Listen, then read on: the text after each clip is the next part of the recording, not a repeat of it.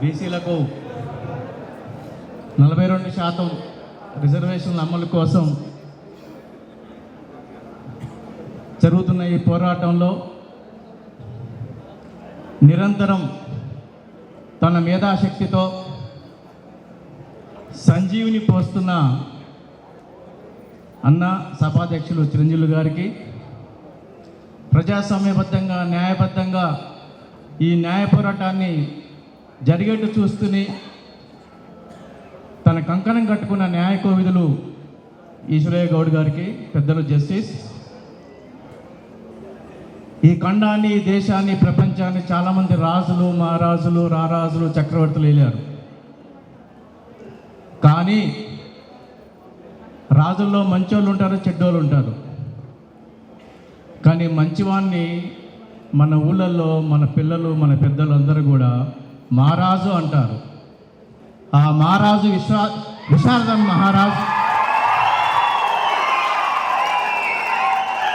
మహారాజు కాదు, మహారాజు. మహారాజు ఎవరంటే మంచోళ్ళు అంటారు.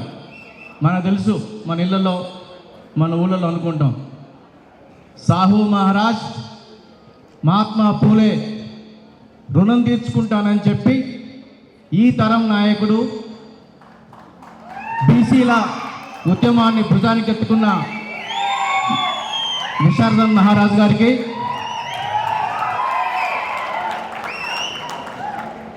అట్లాగే ఈ బాలరాజనం చూస్తుంటే బాలగోపాడు గుర్తొస్తుంటాడు, ముద్దుగా ఉంటాడు.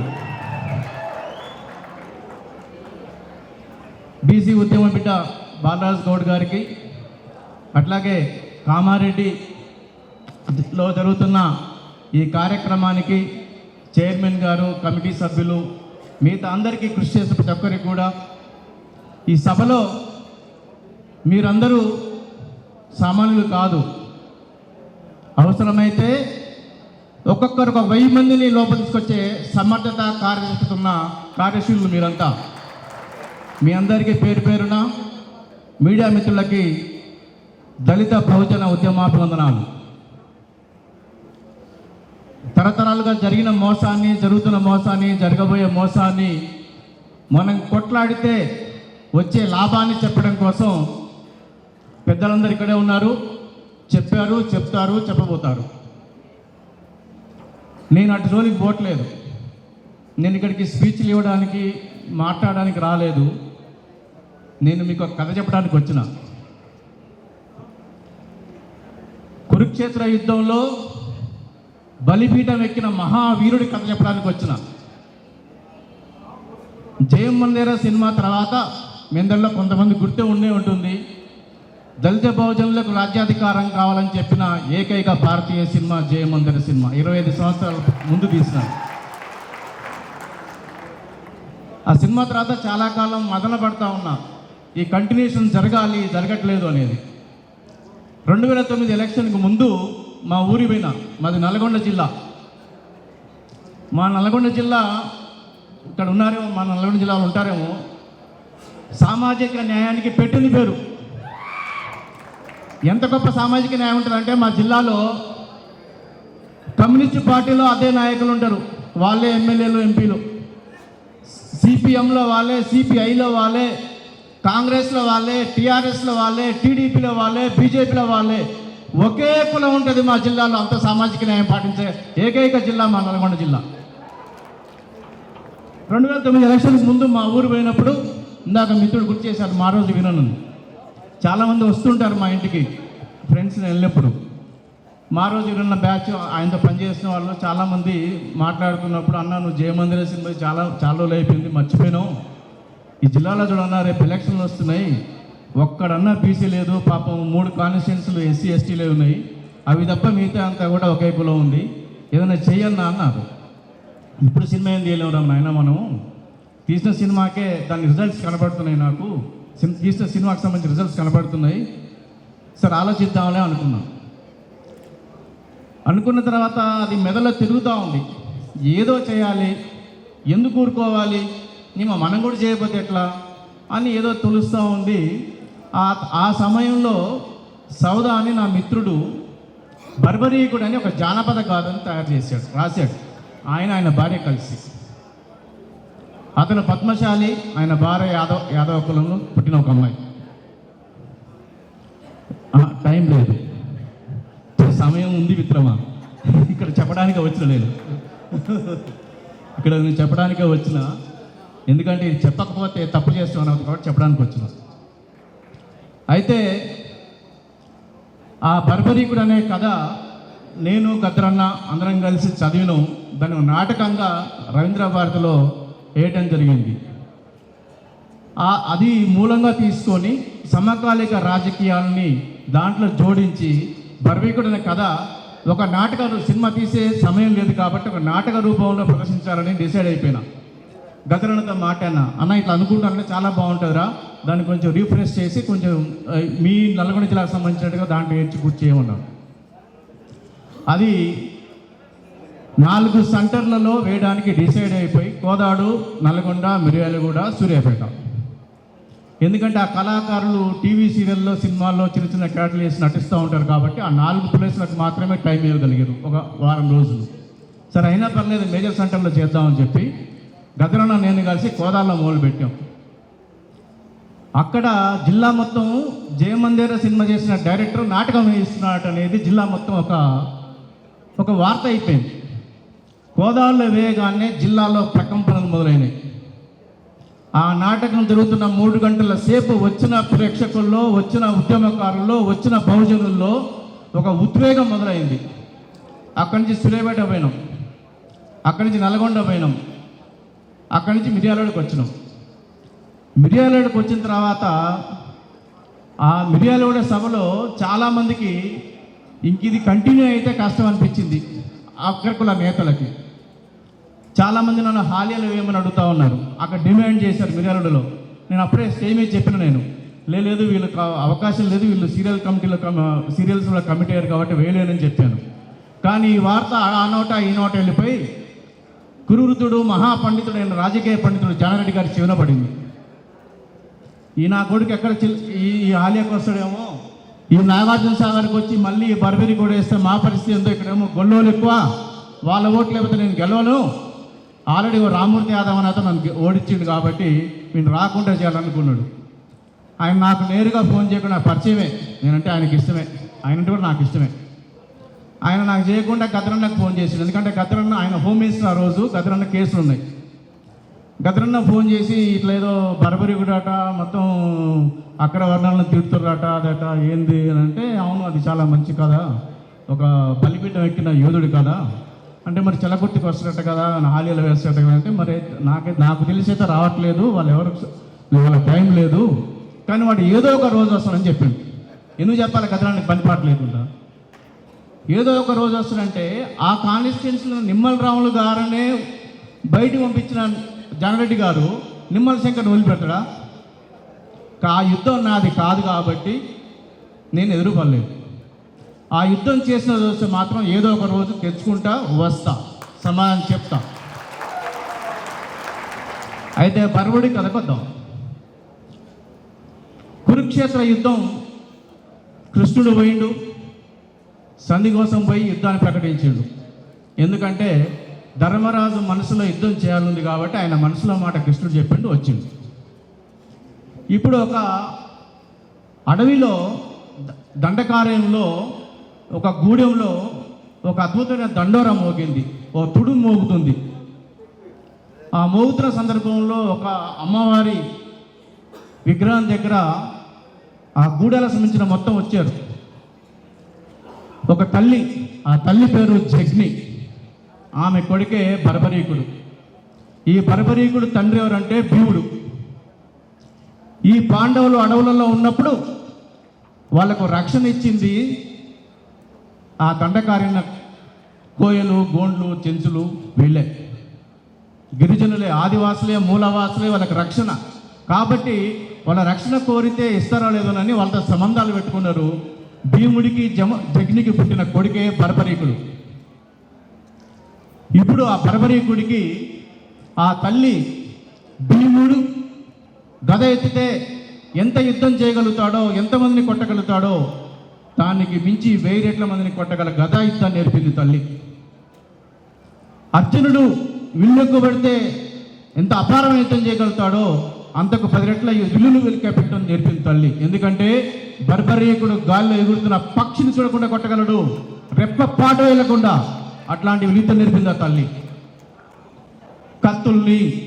కత్తి యుద్ధం, డాలు యుద్ధం, అనేక యుద్ధాలు నేర్పింది. ఇప్పుడు కురుక్షేత్ర యుద్ధం మొదలవుతుంది కాబట్టి అమ్మవారి తను నమ్ముకున్న దేవత యొక్క బొట్టు తీసి తిలకం దిద్ది, నాయన నువ్వు వెళ్ళిపోయి పాండవులను గెలిపించుకురమ్మంది. ఆ తల్లికి మాట ఇచ్చిండు, అమ్మ మా నాయన్ని మా పెదనాయన్ని వచ్చిన గెలిపించుకొని వస్తానని మాట ఇచ్చి బయలుదేరి తట్టకార్యంలో వెళ్ళిపోతున్నాడు. అండకార్యంలో అరణ్యంలో వెళ్ళిపోతూ ఉన్నాడు. వెళ్ళిపోతున్నప్పుడు యుద్ధాన్ని ప్రకటించి వచ్చిన కృష్ణుడు పర్వతం అంతా శిఖరాన్ని వేసుకొని ఒక అద్భుతమైన పర్వతానికి ప్రశాంతంగా పడుకొని ఉన్నాడు.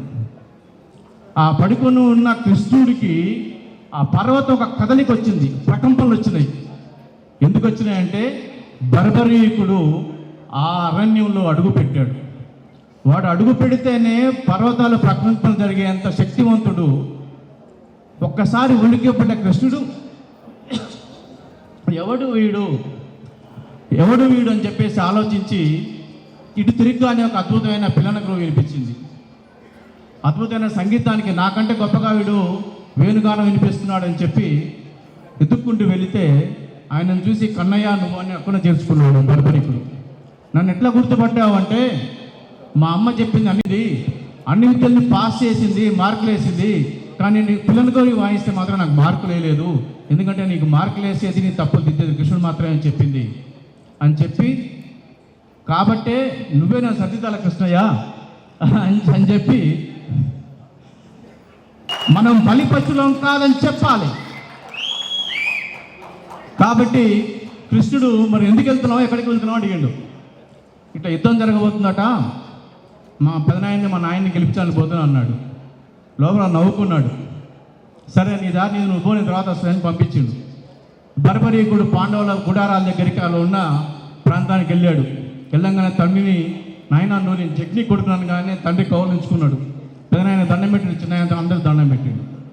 దండం పెట్టి ఒకటే మాట చెప్పిండు, మా అమ్మ చెప్పింది మిమ్మల్ని గెలిపించరమ్మని, మీ చేతికి మట్టి అందకుండా నేను కౌరవులు 1,00,000 మంది రాని, 1000 మంది రాని, 1,00,00,000 మంది రాని నేను గెలిచి వస్తా, నాకు అప్పచెప్పడానికి పంపించండి అంటున్నాడు, నాకు అనుమతి అంటున్నాడు. వీళ్ళు షాక్ అయింది. ఈ నా కొడుకు గిరిజన నా కొడుకు అడవి నుంచి వచ్చినోడు, వీడు యుద్ధం చేసి గెలిపిస్తే రాజు వాడవుతాడు, అది రాజధర్మం. ఎవడు యుద్ధం చేసి గెలిస్తే వాడే రాజు. ఇప్పుడు వీడు గెలిస్తే వీడు రాజు అవుతాడు కదా. ఈ 5గురు అనుకొని సరైన గుడారం ఉందిరా పక్కన పడుకొని పిలుస్తాను పంపించాడు. ఈలోపు యుద్ధం మొదలవుతుంది, యుద్ధ ప్రక్రియ మొదలవుతున్నప్పుడు బ్రహ్మ వచ్చాడు, బ్రాహ్మణోత్తముడు. అయ్యా మీరు యుద్ధం గెలవాలంటే ఒక బలి చేయాలి.